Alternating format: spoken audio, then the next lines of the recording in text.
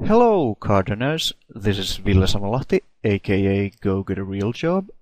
You are watching the Redline Theory, my classroom session on non-showdown winnings in PLO. I wanted to do this mainly because I've been profiled as the Redline guy for quite a while. For those of you who are yet to see any of my graphs, I'll just show you a quick glimpse at how my year is going so far.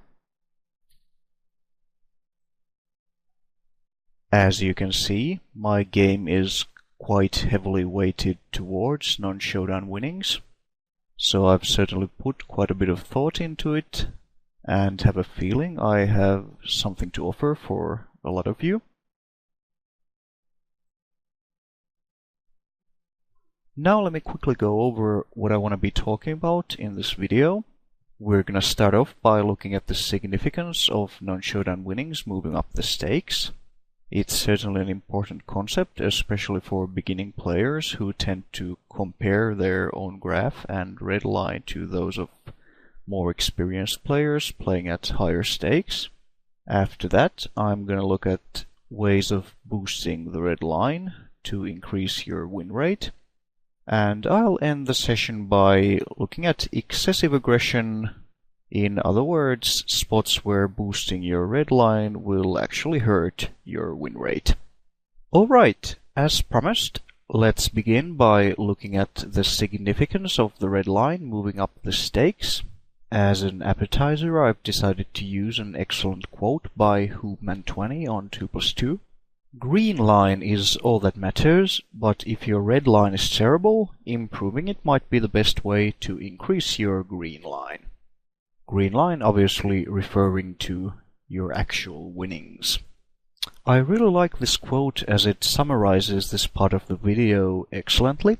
At the end of the day, it doesn't really matter how you bring home the bacon, as long as you do. But if you notice that your opponents are crushing you at non-showdown pots, it might just be the best spot to start improving your overall win rate. In micro PLO, which is roughly PLO 10 and below, concentrating on the blue line or showdown winnings is essential. Most pots are multi-way and a lot of them go to showdown. And such a dynamic obviously means that most of your bluff attempts are doomed to begin with. So I think it's fair to say that trying to achieve a positive red line at micro stakes is almost certainly suboptimal. It's definitely important for beginning players to understand this.